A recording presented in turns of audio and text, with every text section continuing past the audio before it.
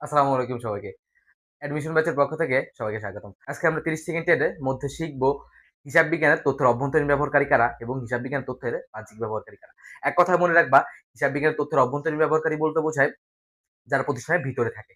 অর্থাৎ সকল প্রকার ব্যবস্থাপক, পরিচালক, কর্মকর্তা। কি বলছি ভাইয়া? ৩ টা জিনিস।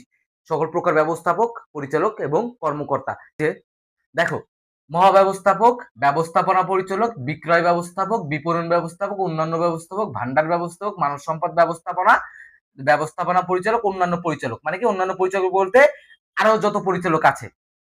আরো যত পরিচালক আছে। তাহলে এক কথায় যত প্রকার পরিচালক আছে, যত প্রকার ব্যবস্থাপক বা ব্যবস্থাপনা আছে এবং কর্মকর্তা, আন্তঃনিরীক্ষক। আন্তঃনিরীক্ষক বলতে বোঝায় এখানে ২ টা টার্ম আছে। একটা হচ্ছে আন্তঃনিরীক্ষক, একটা হচ্ছে শুধু নিরীক্ষক। আন্তঃনিরীক্ষক, আন্ত মানে ভিতরে। তাহলে ভিতরে যদি হয় তাহলে এটা অভ্যন্তরীণ ব্যবহারকারী এবং যদি শুধু নিরীক্ষক থাকে তাহলে সেটা অবশ্যই বাহ্যিক ব্যবহারকারী। এবং যদি বলে এক মালিকানা এবং অংশীদারি ব্যবসার মালিক, এক মালিকানা এবং অংশীদারি ব্যবসার মালিক এটা মনে রাখবা অভ্যন্তরীণ ব্যবহারকারী এবং কোম্পানির মালিক বা শেয়ার হোল্ডার এটা হচ্ছে বাহ্যিক ব্যবহারকারী। এর কারণ কি ভাইয়া? কোম্পানির আইনগত সত্তা থাকে। অর্থাৎ ব্যবসায় সত্তার নীতি অনুযায়ী প্রতিষ্ঠান এবং মালিক হচ্ছে আলাদা সত্তা।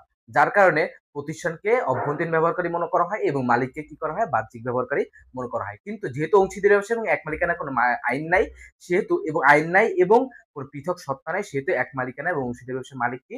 অভ্যন্তরীণ ব্যবহারকারী। এবং দেখো বাহ্যিক ব্যবহারকারী আরো কিছু আছে। এগুলো হচ্ছে কর কর্তৃপক্ষ, নিয়ন্ত্রণ কর্তৃপক্ষ মানে সরকারের বিভিন্ন নিয়ন্ত্রণ কর্তৃপক্ষ, ব্যাংক বা ব্যাংকার, সরবরাহকারী যারা তোমার প্রতিষ্ঠানের কাঁচামাল সরবরাহ করা, এরা প্রতিষ্ঠানের সাথে এদের কোনো সম্পর্ক নাই। এরা প্রতিষ্ঠানের বাইরের কেউ। দেনাদার, পাওনাদার, গ্রাহক বা ক্রেতা, শ্রমিক সংঘ, কর্মচারী। একটা জিনিস মনে রাখবা, কর্মকর্তা অভ্যন্তরীণ ব্যবহারকারী এবং কর্মচারী কি ভাইয়া?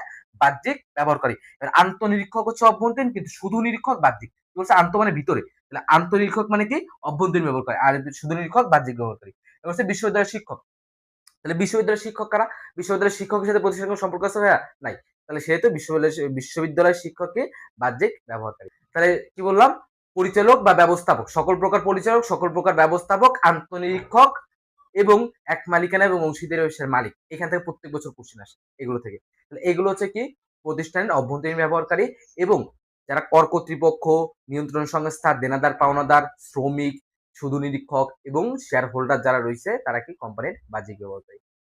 আশা করি সবাই বুঝতে পারছি। আসসালামু আলাইকুম।